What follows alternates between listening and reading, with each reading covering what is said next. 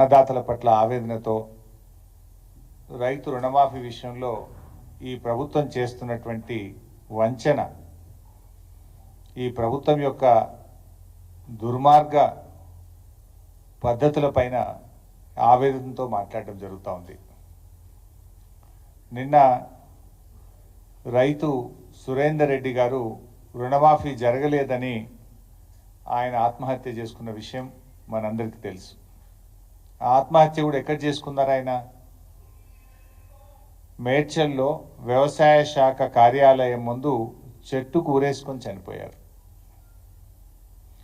అంటే 9 నెలల కాంగ్రెస్ పార్టీ ప్రభుత్వ పాలన రైతుల పాలిట యమపాశంగా మారింది. దానికి సాక్ష్యం సురేందర్ రెడ్డి గారి ఆత్మహత్య. సురేందర్ రెడ్డి గారు తన ఆత్మహత్య ప్రెస్ నోట్లో చాలా స్పష్టంగా ఆయన రాయడం జరిగింది. ఆయన సూసైడ్ నోట్ ఒకసారి చూసినట్టయితే బ్యాంకు పాస్బుక్ మీదనే ఆయన సూసైడ్ నోట్ కూడా రాశారు. ఇందులో చాలా స్పష్టంగా రాశారు ఈ సూసైడ్ నోట్లో,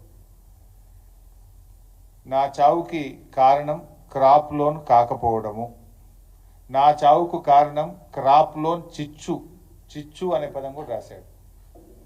అంటే ఆయన తల్లి గారికి ఆయనకు ఇద్దరు ఒకే రేషన్ కార్డులో ఉండడం వల్ల రుణమాఫీ కావడం లేదు అని ఆవేదనతో రాశారు.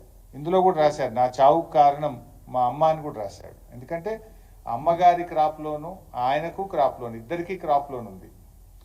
ఇద్దరికి కలిపి ఒకే రేషన్ కార్డు ఉండడం వల్ల బ్యాంక్ మేనేజర్ దగ్గరికి వెళ్తే మీది జాయింట్ ఫ్యామిలీ, రేషన్ కార్డులో మీ అమ్మ నువ్వు కలిసి ఉన్నావు కనుక ఒకరికే రుణమాఫీ అవుతుంది అన్నారట. వారి తల్లిగారి పేరు సుశీల. సో సుశీల గారి పేరు మీద 2 ఎకరాల పాస్బుక్ ఉన్నది.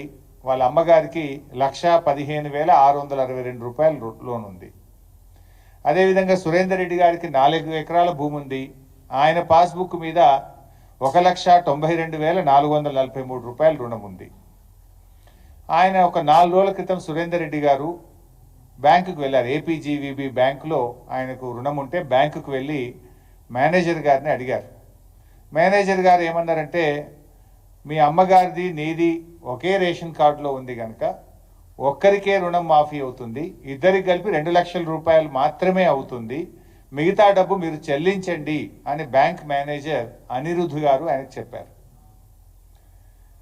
సో దాంతో మానసికంగా కలత చెందినటువంటి సురేందర్ రెడ్డి గారు ఇంట్లో కుటుంబ సభ్యులకు రుణమాఫీ జరగలేదు అని బాధ వెలిబుచ్చుతూ ఇప్పుడు నన్ను డబ్బు కట్టమంటున్నారు, ఇంకా 1,10,000 రూపాయలు కట్టమంటున్నారు, నేను ఎక్కడి నుంచి తేవాలి అని ఆయన భార్యతో కుమారుడితో చాలా బాధ చెప్తూ ఇంట్లో నుంచి బయటకు పోయాడు.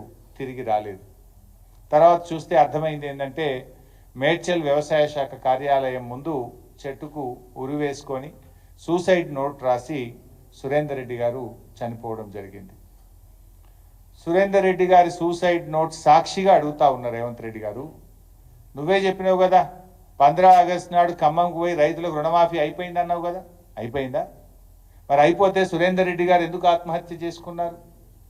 మీరే చెప్పిండ్రు కదా రేషన్ కార్డుతో లింకు లేదు అని నువ్వు చెప్పినావా లేదా? నేను రుణమాఫీ గైడ్ లైన్స్ వచ్చిన రోజే అసెంబ్లీలో ప్రెస్ మీట్ పెడితే నేను ప్రెస్ మీట్ పెట్టిన కొద్ది గంటల్లోనే ప్రభుత్వం నుంచి నోట్ వచ్చింది. ఏమని? రుణమాఫీకి రేషన్ కార్డుతో లింకు లేదు అన్నారు. కానీ లింకు ఉన్నది కనుకనే గైడ్ లైన్స్లో ఉన్నది కనుకనే బ్యాంక్ మేనేజర్ అనిరుద్ధ్ మీ ఇద్దరికి కలిపి రేషన్ కార్డులో ఒక్కరికి మాత్రమే రుణమాఫీ అవుతుంది, 2 లక్షలు మాత్రమే అయిద్దంటేనే కదా సురేందర్ రెడ్డి ఆత్మహత్య చేసుకున్నది. అంటే ప్రభుత్వం చెప్పుతున్న మాటలకు చేతలకు పొంతన లేదు అని చాలా స్పష్టంగా మనకి ఈరోజు అర్థమవుతా ఉంది. రుణమాఫీ లబ్ధిదారులను ఆంక్షల పేరుతో నువ్వు పన్నిన పన్నాగం ఇవాళ రైతుల మెడకు ఉరితాడైంది.